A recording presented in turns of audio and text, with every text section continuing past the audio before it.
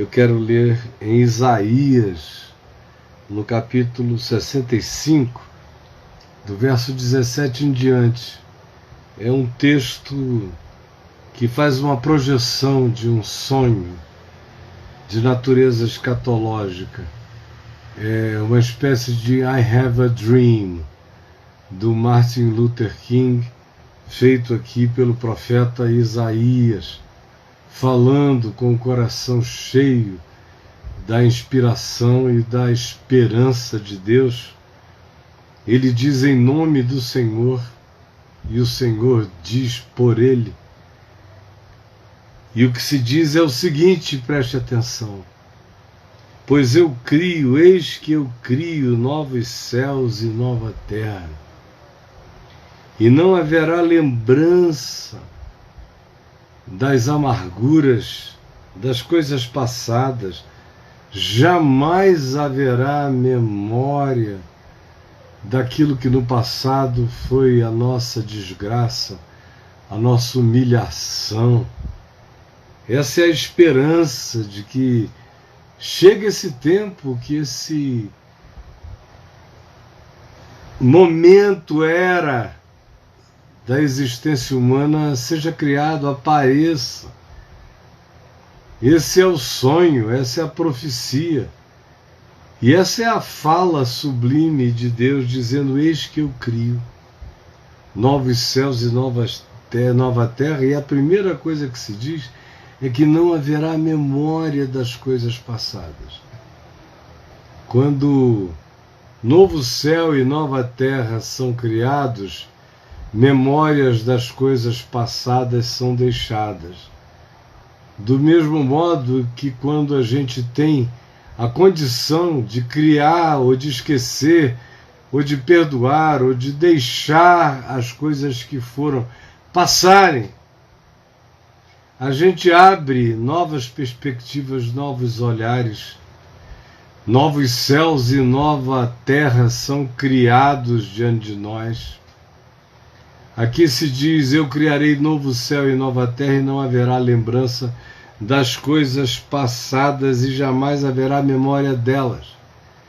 No entanto, quando a gente deixa as coisas passadas passarem, e quando a gente se deixa curar da memória delas, então novos céus e nova terra podem aparecer para nós. Com uma alegria nova, ele diz aqui no verso 18. Coisas novas surgem, uma exultação diferente para a vida, um folguedo, uma celebração. Porque nunca mais se ouvirá nela nem voz de choro, nem o clamor do desespero. Quando as coisas passadas passam e a memória delas é sarada, entra no coração humano uma nova perspectiva e novos mundos são criados. Coisas novas são edificadas. Há um peso horroroso, esmagador, no karma dos pânicos, dos medos, das culpas do passado. Eles impedem novos céus e nova terra. A memória amargurada impede a criação de qualquer que seja a vontade límpida de Deus para produzir na nossa vida um olhar com capacidade de construir, de edificar, de propor, de produzir, de realizar. E olha só, edificarão, e eles não mais edificarão para que outros habitem. Agora eles edificarão casas e nelas habitarão. O que eles plantarem, eles mesmos provarão. Cessará esse tempo em que eles trabalharão para que outros tomem posse do que eles fizeram. Eles não plantarão mais para que outros se apropriem, porque haverá um novo céu e uma nova terra, até a saúde vai melhorar, a longevidade vai crescer, a vida do homem será como uma árvore. Eu sei o que é isso muito bem, falando especialmente do que me cerca. Eu estou cercado por um jardim cheio de plantas, cheio de árvores. E tem árvore aqui, como o guapuruvu, que eu plantei há 5 anos, 6 anos atrás, e ele já está enorme, imenso.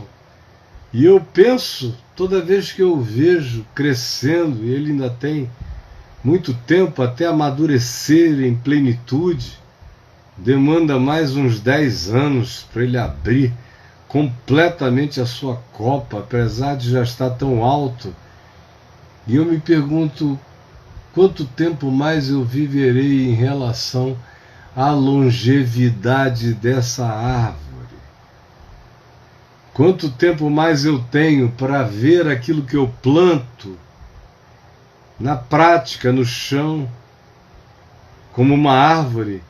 Quanto tempo mais eu tenho para vê-la crescer? Mas naquele dia a longevidade do homem será como a de uma árvore. Eles entrarão num tempo quando eles deixarem as amarguras, os ódios, as raivas, as guerras, as antipatias, as ideologias, os separatismos, os antagonismos que nos consomem, que nos devoram, que nos comem por dentro, que nos diminuem, que tiram todas as nossas vantagens potenciais e reduzem a nossa vida apenas a uma ansiedade angustiada, que adoece, que se somatiza, que debilita, que impede a gente de estender o nosso próprio recurso humano, mental, psicológico, espiritual, o passado, a culpa, comem a gente vivos, diminuem os dias da nossa existência, nos tiram a alegria de poder trabalhar com paz e produzir e comer o que a gente mesmo fez com ação de graças. O passado e a culpa nos enchem o coração de uma tristeza que impede toda a possibilidade interior de encontrar folguedo, alegria, de transformar a existência num prazer criativo, de edificar, de produzir, de construir, de propor. O passado e a culpa são impedidores do olhar e da projeção de um novo céu, de uma nova terra. A memória das coisas angustiosas matam toda possibilidade que Deus traz para realizar hoje e impedem a percepção daquilo que adiante de nós está. O passado e a culpa matam o olhar da fé, que é a certeza das coisas que se esperam, e a firme convicção de fatos que, se não vêm, o passado e a culpa é que fazem a gente sentir que trabalha em vão. O passado, a culpa, frequentemente tiram de nós a alegria de termos os nossos próprios filhos. O passado e a culpa frequentemente colocam na nossa mente e no nosso coração a ideia angustiadamente negativa de que os nossos filhos nascerão para calamidade. Ao contrário, se for diferente, se o passado e a culpa não tiverem esse poder de matar a criação, a construção de Deus na nossa vida, o crio, novos céus e a nova terra, frequentemente não acontecem por causa das coisas passadas, das culpas, dos medos, porque a gente bloqueia todo o fluxo do que poderia acontecer de novo na nossa vida por causa das coisas passadas. Aí a gente sente que a vida não faz sentido e trabalha em vão mesmo. E a gente clama, ora e pede, e parece que não há resposta. As coisas passadas nos impedem de ver lobos e cordeiros pastando juntos, leões andando com bois, nos impedem de ver que a serpente pode parar de fazer mal e se alimentar apenas de pó, como lhe foi mandado, ao invés de buscar qualquer outra ação que seja venenosa e destrutiva. Não haverá mais mal nem veneno algum quando o poder da culpa e do passado são postos para trás. É claro que esse texto faz uma referência de natureza profético-poética, inspiradamente na ideia e na certeza de que haverá um novo tempo concreto e real que Deus mesmo criará para a humanidade. Eu é que fiz essa leitura mostrando a você que existem possibilidades todos os dias de novos céus e de nova terra. Existem, mas que eles não acontecem por causa da culpa e das angústias do passado. Aqui se diz que quando Deus fizer esse novo céu e essa nova terra, já não haverá lembrança das coisas passadas e jamais haverá memória delas. Todavia, a inversão do que está dito é absolutamente verdadeira também. Os novos céus e as novas terras interiores, mentais, relacionais, familiares, profissionais, em todas as outras perspectivas possíveis, sejam elas quais forem, frequentemente não acontecem porque as pessoas estão presas à memória das coisas passadas, as lembranças, os impedimentos, as negatividades. São os poderes que mais impedem, que mais trazem impeachment para o potencial mental, espiritual do nosso desenvolvimento. É por isso que eu quero perguntar a você, afirmando que eu creio que o Senhor trará no dia em que Ele quiser que assim seja, novo céu e nova terra para toda a humanidade e para toda a civilização humana. Mas enquanto esse dia não chega, o que se ensina é que há novos céus, a nova terra, a nova perspectiva, a outra maneira de viver, a outra alternativa, entendeu? Há outro caminho, há outra possibilidade. E você está preso aí, nesse mundo velho, catastrofizado, nesses céus blindados, onde orações não entram. Você está aí, por causa de medo, de culpa, de maus tratos, de traumas. Você se deixou vetar para qualquer que seja a perspectiva futura. Para você não há nenhuma chance de novo céu, nem de nova terra, e isso eu ouço de pessoas todo dia. Eu não consigo. E eu digo a elas que é possível. Que a única coisa que você tem que fazer é deixar o passado passar. Aceitar o perdão. Aceitar o perdão como graça, como favor imerecido. Aceitar que certamente todas as nossas dores e as nossas culpas já foram levadas sobre aquele que é o que absorveu a angústia, a dor e a culpa humana para todo aquele que crê.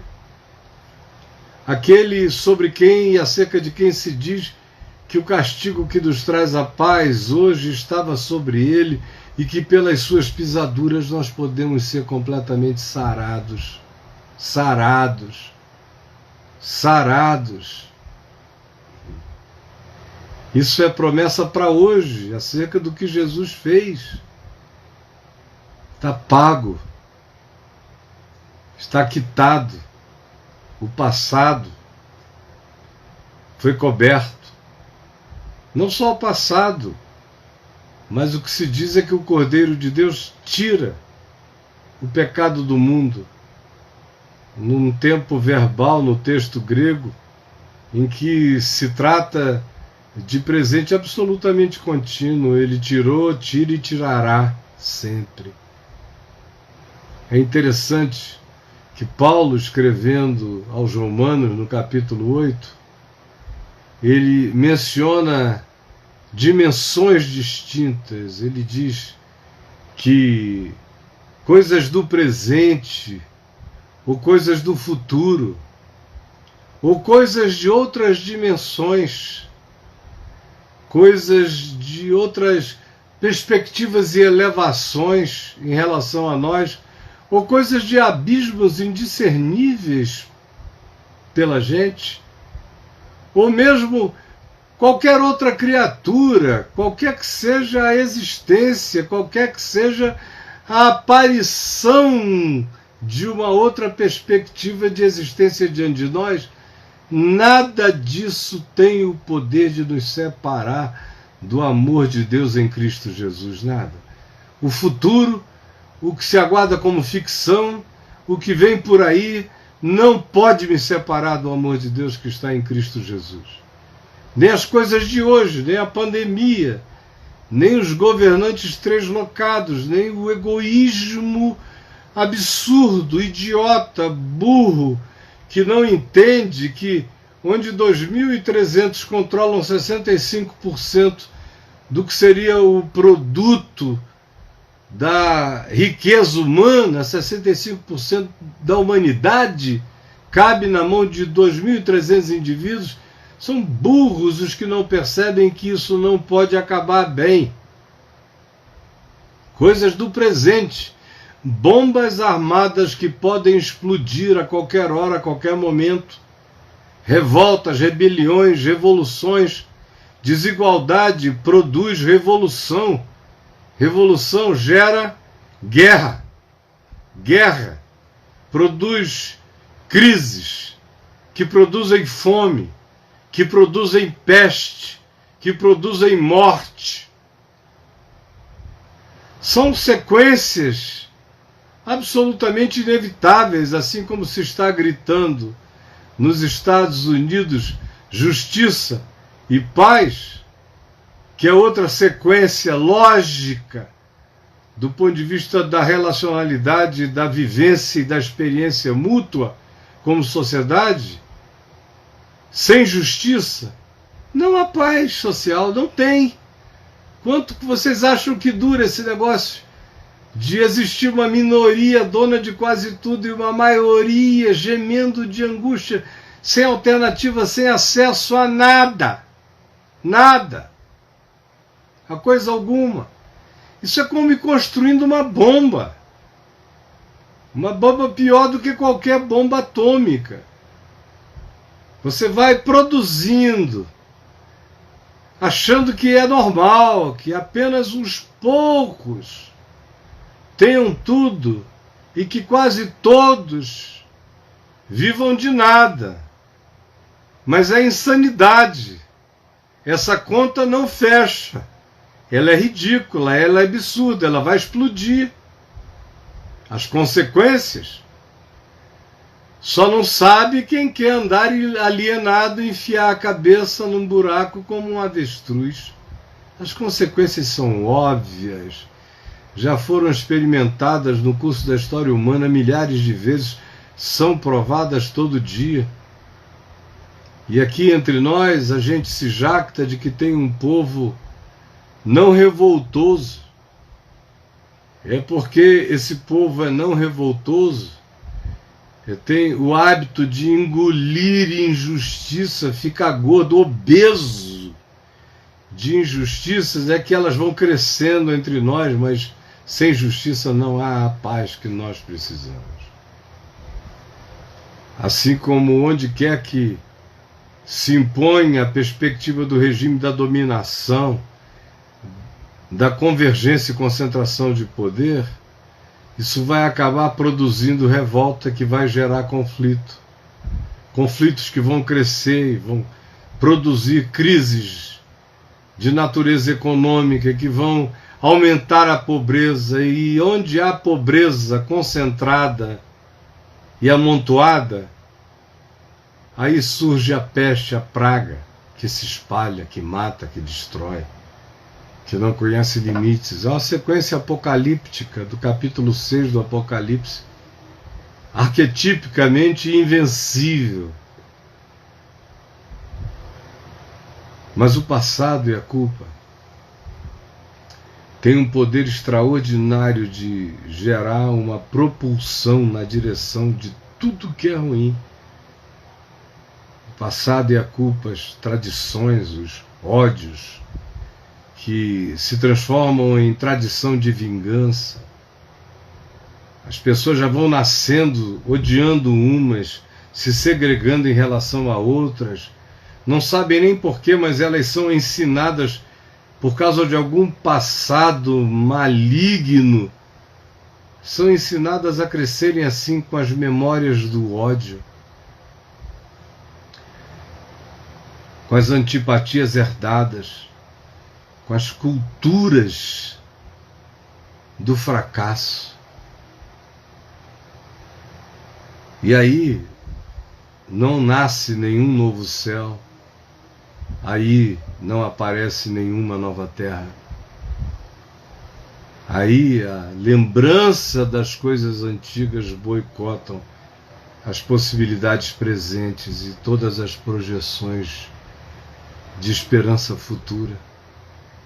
Mas o Senhor Deus nos diz que a vontade dele é outra, que a vontade dele é que haja justiça, que aquele que trabalha coma do que produz, que aquele que constrói habite na casa que construiu, que a vida não seja somatizada como doença e morte, mas que ela ganhe o poder longevo do máximo da continuidade, como se fosse uma árvore. Que apesar de todas as perspectivas ruins do futuro, a gente pode gerar filhos que não sejam filhos da calamidade, a gente pode gerar filhos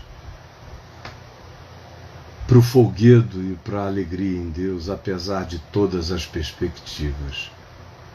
Não importa quais sejam os olhares, o meu olhar é que não pode ficar contaminado, nem cegado pelas angústias e traumas do passado que me impedem de ver o que pode estar nascendo agora, quando Deus diz, eis que eu crio. Está acontecendo agora, já, eu crio. Cria agora, cria sempre. Novos céus e nova terra.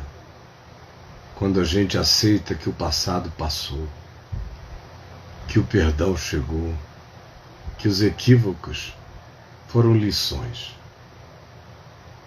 e que os medos antigos podem ser todos transformados em energia de vontade criativa, produzida pela fé. A fé gera perspectiva, a fé produz coragem para rasgar e plantar no presente. E a fé nos ajuda e nos faz ver como o que eu estou plantando agora pode ser e virar futuro. Novo céu e nova terra. quando a gente anda comendo esperança todo dia e se nutrindo de amor. Amor é relação, é escolha do modo como a gente vai viver, do modo como a gente vai ser e do modo como a gente vai enxergar a vida. Para ser saudável, tem que ser o olhar segundo o amor. O amor é simples de saber o que é. O que vós quereis que os homens vos façam, fazei isso vós primeiro a eles. O amor é criar novo céu e nova terra para o meu próximo, na esperança de que ele crie novos céus e nova terra para mim também. Jesus, permite que essa palavra tão cheia de esperança, tão carregada de sonho e de fé e de vitória sobre a morte, sobre a injustiça, sobre a indignidade, sobre o medo que gera as somatizações que encurtam a vida. Essa palavra que invoca a justiça contra a maldade, que essa palavra nos habite, que ela se transforme em pensamento, em mente, em emoção, em sentimento cotidiano, em projeção, em perspectiva, em fé, que nos mova todo dia na direção da construção, da edificação, associando-nos com Deus na criação de novo céu e nova terra, que começam a ser produzidos na nossa mente e no nosso coração. Agora, é o que eu te peço em nome de Jesus.